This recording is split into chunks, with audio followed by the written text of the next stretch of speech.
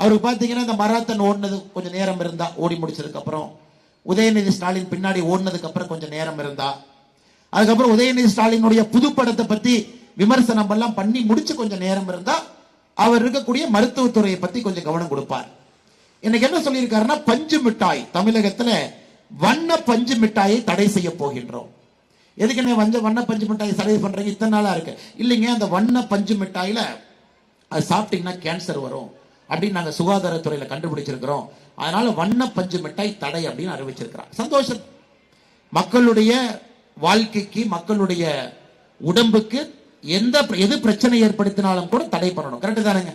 So பஞ்சு மிட்டாயை தடை பண்ற அளவுக்கு அண்ணன் மா சுப்பிரமணியம் அவர்கள் நேரம் போட்டு ரூம் போட்டு யோசிச்சு தடை பண்ணியிருக்கார். அப்ப டாஸ்மார்க்ல விற்கிறது டானிக்குங்களா? அப்ப டாஸ்மார்க்ல சிறப்பா? அப்ப டாஸ்மார்க்ல ஹெல்த் சிறப்பு. அதனால அடுத்த பட்ஜெட் நீங்க பாருங்க, திராவிட மாடல் அரசு பட்ஜெட்ல டாஸ்மார்க் சாராயத்தை என்னமாங்கன்னா, முதலமைச்சர் உடம்பு பெறுவதற்காக டானிக் சிறப்பு அப்படின்னு விற்கிறாங்களா இல்லையான்னு பாருங்க. டானிக் சிறப்பு. பஞ்சு மிட்டாயில இதனால் புற்றுநோய் வரும் என்று தடை செய்யக்கூடிய அண்ணன் மா சுப்பிரமணியம் அவர்கள் இன்னைக்கு தமிழக மக்களுக்கு சுகாதாரத்துறை மூலமாக ஒரு அறிக்கை கொடுக்கணும். டாஸ்மார்க்ல இருக்கிறது எல்லாம் நல்ல பொருள் தான், அது சிறப்பு தான் வைக்கிற ஒன்னாக. இன்னைக்கு டாஸ்மார்க் குடிச்சுதாங்க தமிழ்நாட்டில் லிவர் கேன்சர்ல இருந்து, ஓரல் கேன்சர்ல இருந்து, லிவர் பிரச்சனையிலிருந்து, குடல் பிரச்சனையிலிருந்து எல்லா பிரச்சனையும் வருவது டாஸ்மார்க்ல குடிக்கக்கூடிய அந்த ரசாயனம் சாராயத்தின் மூலமாக மட்டும்தான். இன்னைக்கு பாருங்க ஐயா, சென்னையினுடைய பேருந்து நிலையம் எங்கேங்க ஐயா இருக்கு? செங்கல்பட்டுல இருக்கு. அது உண்மையாலுமே செங்கல்பட்டு பேருந்து நிலையம் தான் பேர் வச்சிருக்கோம். கிளம்பாக்கம் பேருந்து நிலையம் எல்லா ஊர்லயும் பாத்தீங்கன்னா மக்கள் உள்ளூர்ல இருந்து வெளியூர் போறதுக்கு ஒரு பேருந்து நிலையம் இருக்கும்.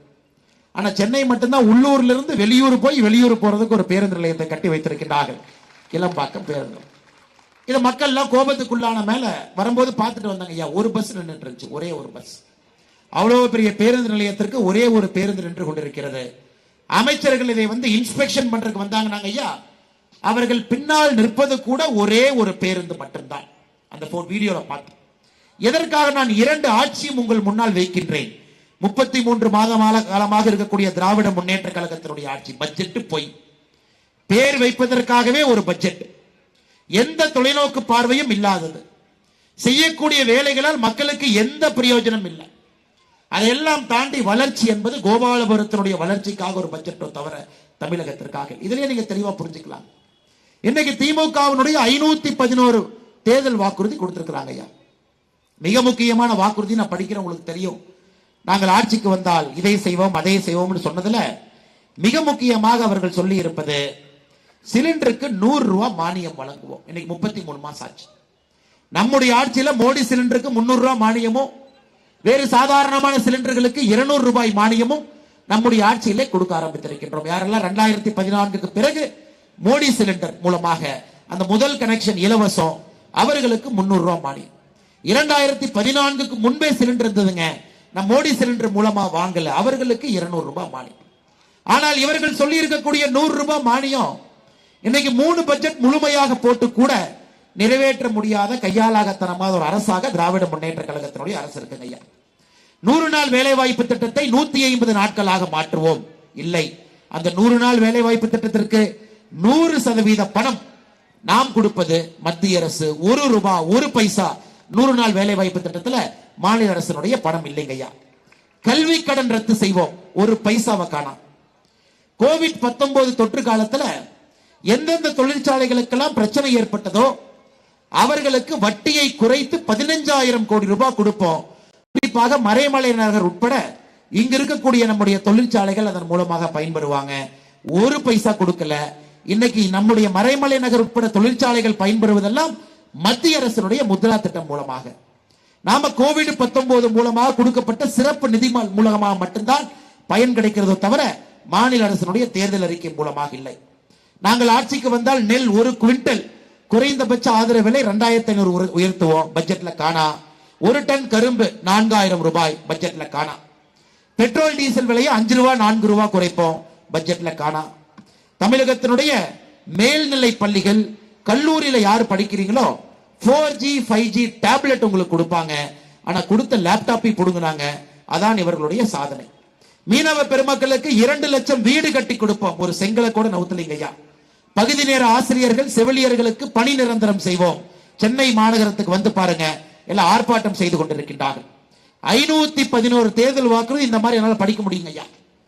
ஆனா முதலமைச்சர் அவர்கள் எந்த கனவு உலகத்துல வாழ்ந்து கொண்டு 99% தேர்தல் வாக்குறுதியை நிறைவேற்றி விட்டோம்னு எப்படி சொல்றாரு எனக்கு தெரியல. எப்படி சொல்றாரு? இதுக்கு முன்பு முதலமைச்சர் அவர்கள் துணை முதலமைச்சராக இருந்த பொழுது ஜப்பானுடைய துணை முதலமைச்சர் சொன்னார், கவனிச்சிருப்பீங்க. மேபி அந்த மாதிரி சொல்றாரா, இல்ல குடியரசு தினத்தையும் சுதந்திர தினத்தையும் மாத்தி சொல்லுவார், அந்த மாதிரி சொல்றாரா? ஐயா, நீங்க திமுகவினுடைய தேர்தல் வாக்குறுதி 511 வாக்குறுதியை படிங்க. 2019 பாரதிய ஜனதா கட்சியினுடைய 295 தேர்தல் வாக்குறுதியை படிங்க. ஒரு பெண்ணோ பென்சிலோ எடுத்துக்கங்க ஐயா, நேரம் இருக்கும் பொழுது டிக் போட்டுக்கிட்டே வாங்க. நான் உங்களுக்கு உறுதியாக சொல்லிவிட்டு செல்லுகின்றேன், 295 வாக்குறுதியும் பாரதிய ஜனதா கட்சி நிறைவேற்றிவிட்டு இந்த யாத்திரையில தைரியமா உங்கள்கிட்ட சொல்றேன். திமுகவினுடைய 511 தேர்தல் வாக்குறுதியில முழுமையாக 20 வாக்குறுதி கூட நிறைவேற்றும். இன்னொன்னு சொல்றேன் பாரு, இந்த பட்ஜெட் வச்சு சொல்றேங்க ஐயா. இவர்கள் சொல்லி இருந்தார்கள் தேர்தல் வாக்குறுதி நாங்க ஆட்சிக்கு வந்தா 3,50,000 பேருக்கு அரசு வேலை கொடுப்போம். இளைஞர்கள் நிறைய பேர் நிக்கிறீங்க. இன்னைக்கு தமிழக அரசினுடைய அரசு வேலை தான் முக்கியமான ஒரு திட்டம். உங்களுக்கு அரசு வேலை கிடைப்பதற்கு மத்திய அரசினுடைய யூபிஎஸ்சி இருக்கு. பிரதமர் அவர்கள் 10 லட்சம் பேருக்கு கடந்த 500 நாட்கள்ல அரசு வேலை கொடுத்திருக்காங்க. இந்த மூன்றை தவிர அரசு வேலை எங்கேயும் கிடைக்காதுங்க ஐயா. யூபிஎஸ்சி போனோம், டிஎன்பிஎஸ்சி போனோம், அல்லது மத்திய அரசினுடைய அந்த ஸ்பெஷல் ரெக்ரூட்மெண்ட் 10 லட்சம் பேருக்கு நடந்து முடிஞ்சிருக்கு. இன்னைக்கு பட்ஜெட்ல திராவிட முன்னேற்ற கழகத்தினுடைய அரசு சொல்லி இருக்கின்றார்கள் 60,000 பேருக்கு அரசு வேலை கொடுத்திருக்கோம். கடந்த 33 மாதங்கள்ல 60,000 பேருக்கு அரசு வேலை கொடுத்திருக்கோம். ஐயா, எங்கிட்ட டிஎன்பிஎஸ்சி லிஸ்ட் இருக்குதுங்க ஐயா. Group 1, 2, 2A, 3, 4 tourist officers examination என்ன நடத்தினாங்க, கம்பைன்ட் இன்ஜினியரிங் எக்ஸாமினேஷன் மொத்தமா சேர்த்துனீங்கன்னா 10,600. 33 மாதங்கள்ல திராவிட முன்னேற்ற கழகத்தினுடைய அரசு டிஎன்பிஎஸ்சி மூலமாக இளைஞர்களுக்கு கொடுத்திருக்கக்கூடிய அரசு வேலை என்பது 10,600. ஆனா இன்னைக்கு பட்ஜெட்ல திராவிட மாடல் அரசு சொல்லுவது நாங்கள் 60,000 பேருக்கு அரசு வேலை கொடுத்திருக்கோம்.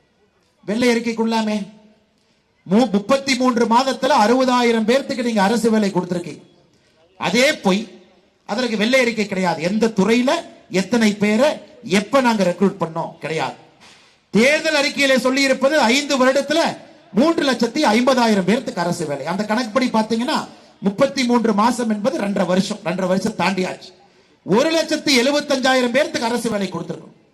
பொய் சொல்றதும் தப்பா சொல்றாங்க. 1,75,000 பேருக்கு அரசு வேலை கொடுத்திருக்கணும், அது 60,000.